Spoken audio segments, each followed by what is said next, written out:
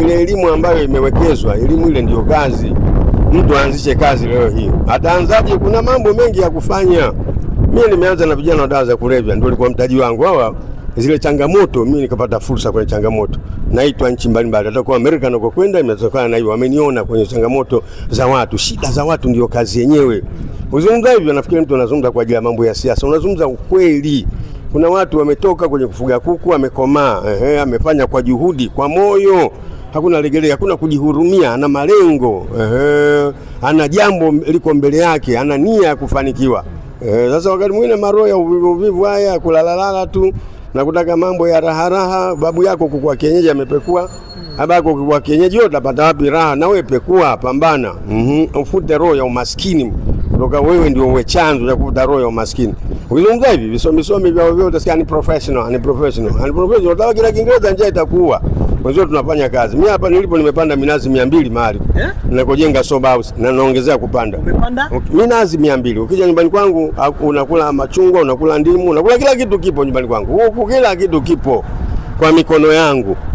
Ardhi ipo, nchi ya amani. Mtaji mkubwa nchi ikiwa na amani. Mtaji mkubwa una elimu. Mtaji mkubwa una afya. Mtaji mkubwa una akili timamu. Huo ni mtaji wa kutosha huo. Watu wengi wanaotuajiri, wanauza maduka makubwa, hawakwenda shule kubwa sana. Ni shule tu ya kawaida kufuta ujinga. Shule ya kumwezesha kuhesabu fedha zake ndio wamefanikiwa. Mimi nimechimba dhahabu na watu wa kawaida kabisa wameshada sana lakini matajiri. Wametengeneza jambo kwa moyo. Wamejitoa kwa moyo. Umeona niona saizi nazungumza hivi kwa nguvu zote. Watu wanasema mzee amelewa, mzee anakula ndumu, anakula ngada. Lege upate hela ngumu. Lazima uzungumze wakati mwingine kama umevurugwa ujue. Watu wapate nafasi ya kukuhoji. Lege unazungumza of course atakuita nani? Nani akuite in fact of course unatafutiza maneno nakuita nani? Wewe unazungumza kama umekunywa supu ya ulimi wa mbuzi, akili imevurugwa. Ugusia pale kwa vijana wamejiingiza katika matumizi ya skanka. Unajua kama kuna vijana wengi wa Kitanzania ambao wameharibika kutokana na matumizi ya bangi, skanka, pombe kama hivyo. Na wanakunywa sana saizi. Hiyo bangi, skanka ni hatari kweli. Nawapokea kila siku nyumbani. Wawili kila siku. Sasa hivyo utafanikiwa vipi? Akili yako imeharibu mtaji mkubwa akili. Sasa akili imevurugwa na skanka, akili imevurugwa na bangi, unaona sifa, akili imevurugwa na mipombe. Kwenye mabaa amejazana, utafanikiwa vipi? Kufanikiwa ni hatua kwa hatua, kuwekeza fedha, kuwekeza mtaji, kuwekeza akili, kuwekeza nguvu, kuwekeza ari, kuwekeza moyo. Wakati mwingine kauli mbiu zinasema ari mpya, nguvu mpya, sio kauli mbiu za kijinga. Hiyo ni slogan, ukiitumia unasonga mbele kimaisha. Kila jambo unaanza upya. Sasa ni mapombe tu tangu asubuhi mpaka jioni, nakula bangi skanka, unakula ndumu skanka, utakwenda wapi? Wazazi washawekeza kwa vijana ile elimu, wamelipia wakati mwingine ada kubwa kwenye vichwa vyao. Na ule uwekezaji uonekane. Sasa hivi bangi nyingi sana wanavuta skanka, nasikitisha sana. Na skanka ni bangi kali mno. Ukivuta haikuachi salama, itakuharibu tu, itakutoa kwenye mstari tu. Mchungaji unajua nini? Sasa mimi naishi nao watumia dawa za kulevya, sijue vipi. Kama mimi shughuli yangu hiyo mambo ya dawa za kulevya, sijui aje bangi.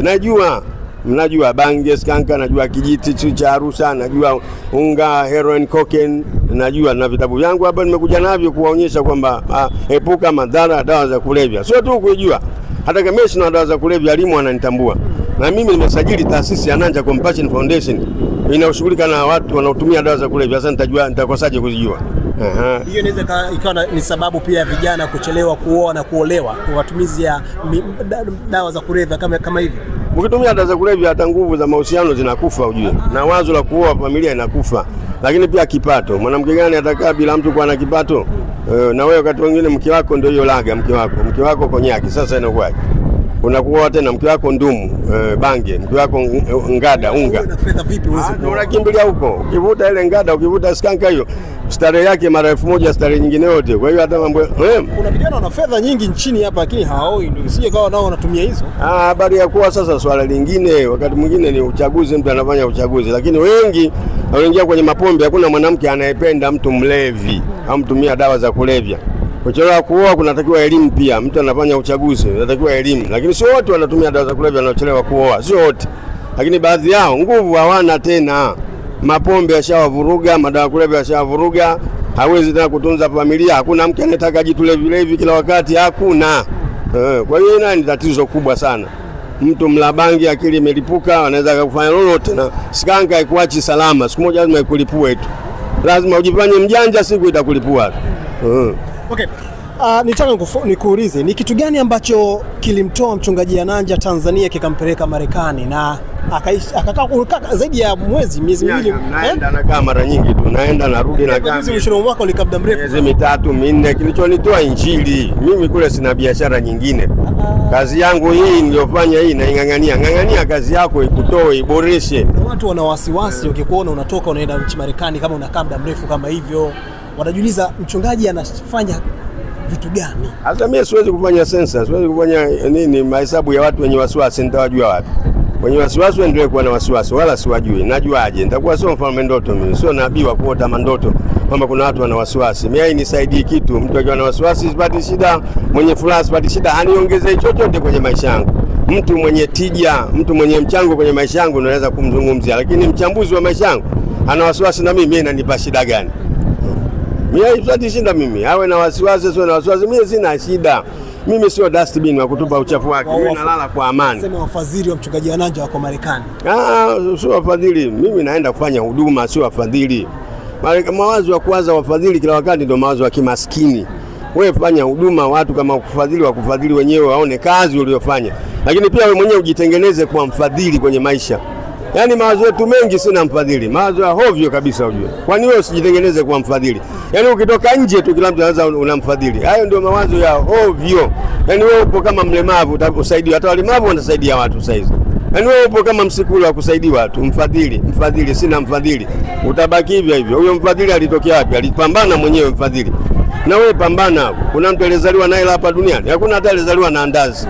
Yaani ya mawazo ya kutaka wafadhili haya, ukitoka nje kumfadhili ndio mawazo ya hovyo mno.